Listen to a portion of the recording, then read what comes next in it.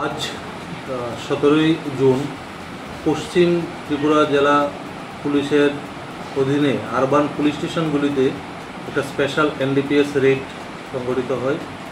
তো সেই রেডের অংশ হিসাবে আমরা এয়ারপোর্ট পুলিশ স্টেশন আজ দুপুর থেকেই সেই রেডে বিভিন্ন জায়গায় তল্লাশি চালাই।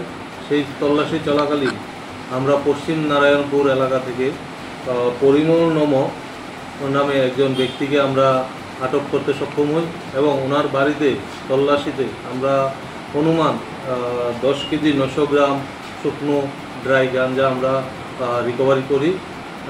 তার বিরুদ্ধে আমরা একটা স্পেসিফিক কেস লিপিবদ্ধ করেছি, ওনাকে অ্যারেস্ট করা হয়েছে।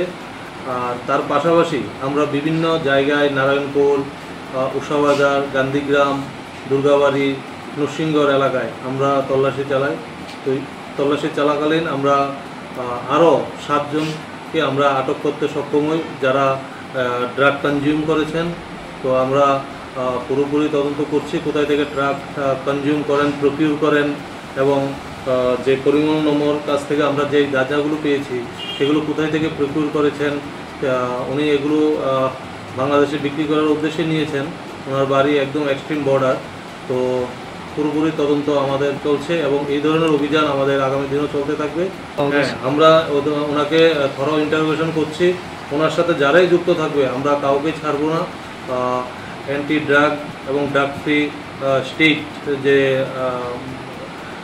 অ্যানাউন্স এবং যে ঘোষণা সেটা আমরা কন্টিনিউ চালিয়ে রাখবো। এয়ারপোর্ট পিএস তার জন্য কন্টিনিউ কাজ করছে এবং আগামী দিনেও চালিয়ে যাবে।